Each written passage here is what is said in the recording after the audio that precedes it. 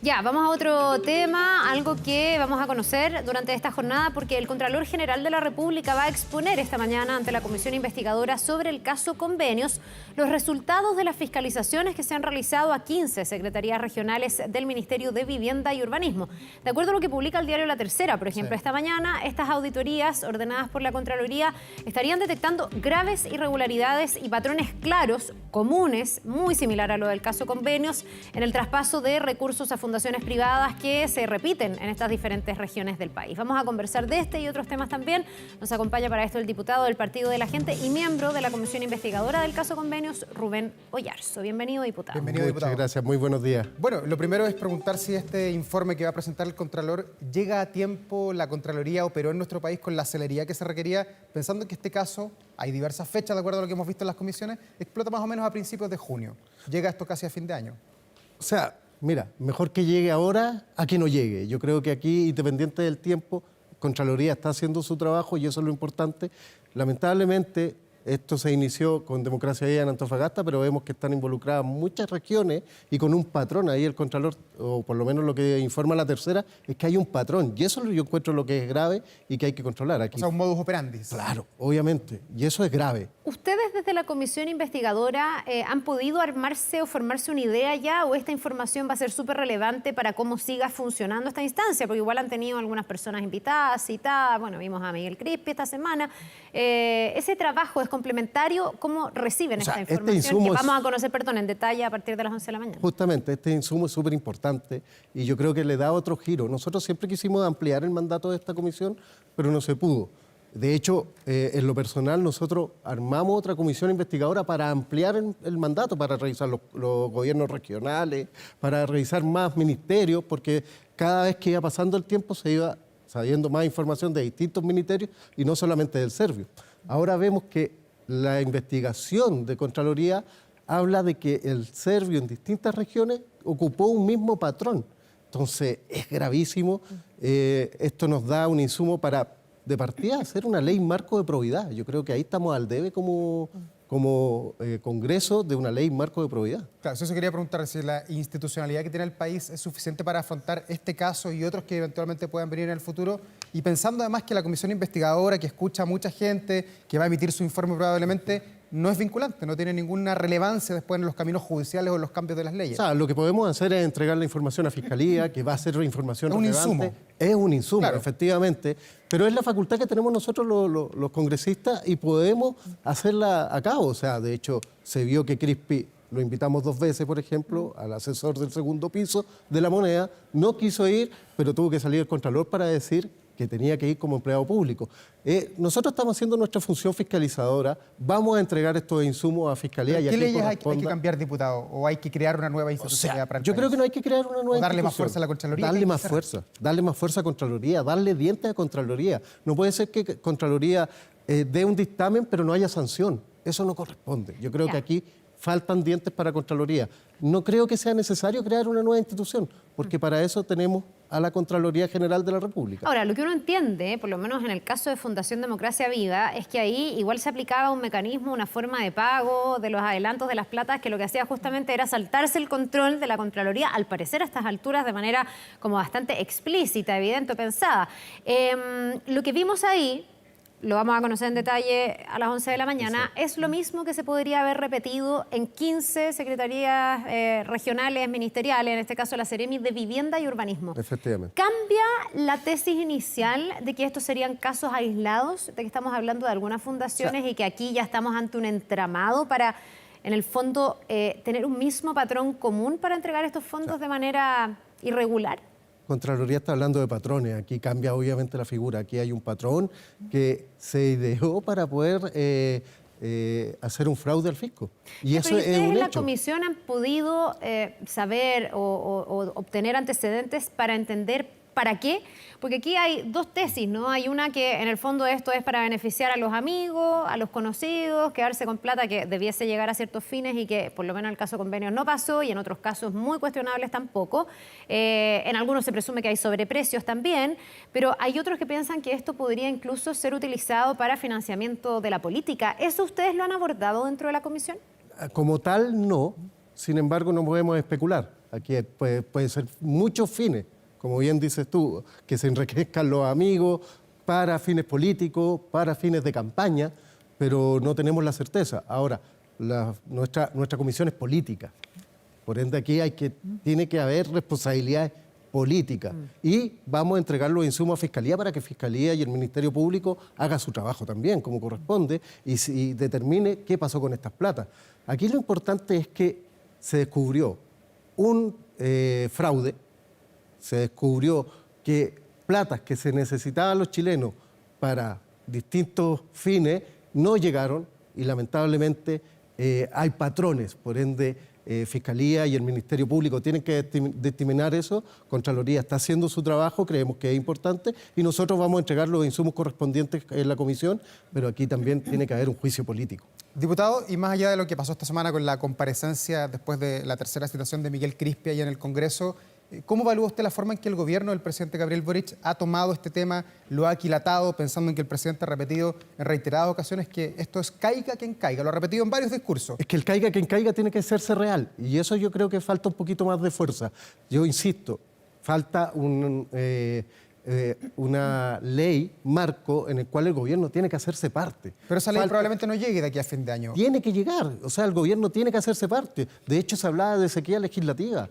Empecemos a trabajar en estos temas que a la ciudadanía les preocupa, que no haya más corrupción en el país, porque esto es un hecho de corrupción. Pero mi pregunta va a si el discurso, la voz del presidente Boric, cuando dice caiga quien caiga, se traduce también en que el Estado, la administración, los gobiernos regionales han tomado medidas, están más duros, no sé qué pasa en los distritos que usted representa. Se han tomado medidas, Hacienda ha sacado un reglamento, un instructivo, pero yo creo que falta más fuerza. Falta más fuerza.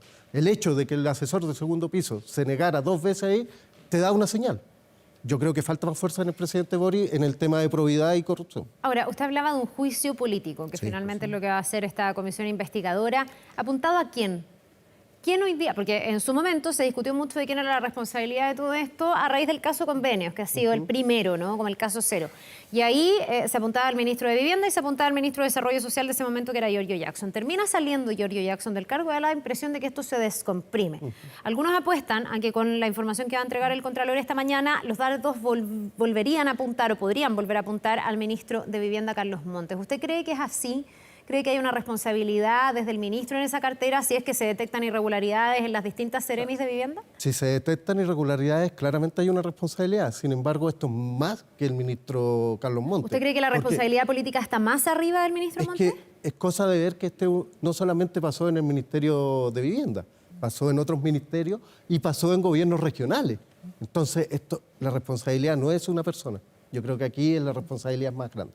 Diputado, lo quiero llevar a otro tema, algo que se sancionó ayer en la Cámara de Diputados, que es la ley de usurpaciones. Finalmente se aprobó este veto que puso el gobierno y hemos visto las opiniones de los diputados. Muchos dicen, bueno, esto no es lo que aprobamos en la Cámara de Diputados ni en el Senado, sale finalmente otra ley, una ley más débil, una ley que no sanciona con cárcel a las personas que usurpan un terreno si es que la usurpación no es de carácter violenta. Usted, entiendo, respaldó las indicaciones del gobierno del presidente Boric. Obviamente esta ley... ¿Está conforme con cómo quedó esta ley? No es lo que votamos y no es lo que se votó en el Congreso mayoritariamente con partidos incluso el Partido Comunista. Pero ¿y cómo lo tomó usted? Usted es diputado, dio su voto para algo que hoy día no es. Lo que pasa es que entre una ley que hoy día está y que lo sanciona como delito a que quedara no como ley, nosotros preferimos que quedara como ley y por eso votamos a favor del veto. Y eso es claro. O sea, hoy día tenemos una ley de usurpaciones que lo encausa como un delito. En cambio, si no votábamos a favor del veto, no quedaba la ley. Pero, perdón, diputado, ¿usted entonces entiende que con esta nueva ley que se va a promulgar en los próximos días o en las próximas horas, una persona o eventualmente un grupo de pobladores se va a inhibir de tomarse un terreno porque ahora está esta ley o no? No. Las leyes son perfectibles y de hecho nosotros vamos a apoyar incluso a la ley que va a presentar Chile Vamos de usurpaciones. Vamos a apoyar ese proyecto de ley. Sin embargo, nosotros creemos que hoy día estamos mejor con esta ley que lo que estábamos hace días atrás sin la ley. El cambio fue chiquitito, sí. Pero por lo menos hay cambios y se avanza. Eso es lo que creemos que es importante, porque si nosotros votábamos en contra de ese veto, no existía esta ley. Ya, o sea, ustedes lo ven como un avance transitorio, digamos, esperando que se presente un nuevo proyecto de ley que sea más robusto y que tenga porque esta era la discusión inicial, sanción de cárcel efectiva en el Efectivamente. caso de las tomas. Bueno, para sectores de la derecha, sobre todo para Chile Vamos, no existe. Ellos dicen que es una aberración esta figura de la toma no violenta, que ellos creen que cualquier toma finalmente termina siendo violenta porque es usurparle un bien a alguna persona. Y eso yo creo que el que diga que no existe eso, que no es violento, está equivocado a mi parecer. ¿Y a usted a qué atribuye este veto presidencial o que finalmente eso que al principio parecía bastante de consenso se haya ido como diluyendo en el tiempo hasta llegar a esta figura de la toma no violenta, a que en el fondo si no es en flagrancia y no encuentran a la persona usurpadora en la casa no le va a pasar nada porque puede estar en el supermercado caminando, carabineros encontrarlo, pero no lo va a poder detener porque no está en flagrancia? ¿A qué atribuye usted eso? O sea, recordemos que este proyecto de ley no nace del gobierno, es un proyecto de ley que nace del senador Kass, Sí. de otros senadores, que es una moción parlamentaria y que no estaba en el programa del presidente Gabriel Boric y que se toma por la agenda de seguridad. Y nosotros le hicimos las modificaciones en la Cámara de Diputados, los senadores también, y se votó ampliamente. Lo que quiero decir con esto es que al gobierno no le gustaba este proyecto de ley, hicieron el trabajo por la agenda legislativa y obviamente el trabajo que se hizo no fue el mejor y por eso salió el veto. Ahora, insisto, es mejor tener esta ley que no tenerla. Tengo una duda Sí, por que supuesto. ayer se planteó y no sé exactamente cómo queda. ¿Podría una persona que usurpa un terreno alegar que tiene una necesidad habitacional? Porque esto fue parte de la discusión y entonces había algunos que decían, bueno, si cualquier persona que se toma un terreno dice lo que pasa es que no tengo dónde vivir, podría haber un incentivo ahí a la toma porque hay mucha gente en Chile que no tiene dónde vivir porque efectivamente hay un déficit habitacional. ¿Cómo quedó eso resuelto? O sea, hoy día usurpaciones es un delito, sea cual sea la causa. Y eso es lo que nosotros vamos a insistir y mejorar en los proyectos de ley que vengan. Esa es la base. Si la persona, obviamente hay un déficit habitacional y lo sabemos. Sabemos que estamos con menos 600.000 casas aprox y de hecho la meta de este gobierno es llegar a 256.000, que en realidad no veo mucho dónde va eso, y que estamos preocupados de otras cosas, estamos preocupados de cosas que a la gente no le interesa hoy día. Sin embargo, yo creo que esta ley lo que hace es por fin declarar como delito cualquier usurpación. Y eso es lo primero. Diputado, Partimos de esa base. Ya. lo quiero llevar a otro tema. Lo último, estamos ya en derecho, en línea recta, al proceso constitucional que va a tener su fin con el plebiscito del 17 de diciembre. ¿Qué pasa con el Partido de la Gente, con su partido? ¿Cuál es el rol, por ejemplo, que va a jugar Franco Parisi de cara al plebiscito? Entiendo que hay voces que están a favor y en contra. Claro, nosotros como un partido de centro, hay gente que quiere votar a favor. Nosotros los diputados ayer dimos declaraciones que vamos a votar en contra porque no nos parece, porque nunca estuvimos de acuerdo con este proceso desde un inicio. Nosotros solicitamos plebiscito de entrada, que participe la gente y eso no fue escuchado. Creemos que este proceso constituyente está desgastado, pero además el texto en sí es un retroceso en derechos sociales.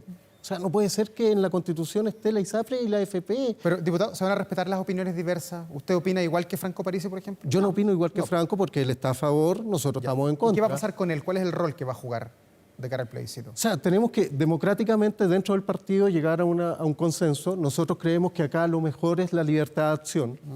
¿Por qué? Porque hay voces disidentes. Si tú ves el proceso anterior, el Partido de la Gente votó más de 15.000 en la democracia digital, más de 15.000 militantes en la democracia digital y un 92% estaba con el rechazo. Hoy día esa figura es totalmente distinta. Votaron 1.500 personas, un 2%, con un 50,01% a favor. O sea, Ya, pero claramente... esto deja, perdón, diputado, pero esto deja en entredicho la forma en que ustedes toman las decisiones, porque en el fondo el Partido de la Gente se ha basado en esa democracia digital, que es como bastante novedoso, no es la forma en que otros partidos funcionan. Funcionó varias veces y esta vez se votó algo, entiendo que con la participación mucho más baja, entiendo que mucho más reñido, pero finalmente, después de ese proceso, sale Franco Parisi a decir que están a favor en este caso. Salió antes. Bueno, y Dejemos después claro. salen ustedes, los tres diputados, a decir que están en contra. Entonces uno dice, ¿habrá un quiebre dentro del Partido de la Gente? Más que quiebre, esto es democracia. Nosotros lo que queremos es una instancia democrática dentro del partido. Pero ya no es la democracia digital, entonces. Lo que pasa es Ya que no sirve. con 2% de los militantes en realidad no es la voz del Partido de la Gente. Digamos las cosas como son. Que participe un 2% de todos los militantes del partido, que somos más de 40.000, yo creo que no es representación. Y es por eso que queremos llegar a un acto democrático dentro del partido en el cual nosotros, como diputados, creemos que lo mejor es la libertad de acción. Ya, y usted por el en contra. Yo voy a votar por el en contra porque siempre estuve en contra de este proceso.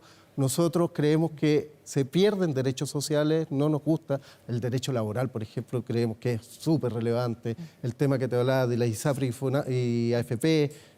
Hay temas que no nos gustan, a los 3 diputados del Partido de la Gente. ¿Y ustedes están en contra para reformar a propósito de que se bajaron los quórum para eventualmente modificar la Carta del 2005? Nosotros creemos que en diciembre, independiente del resultado, se tiene que cerrar el proceso.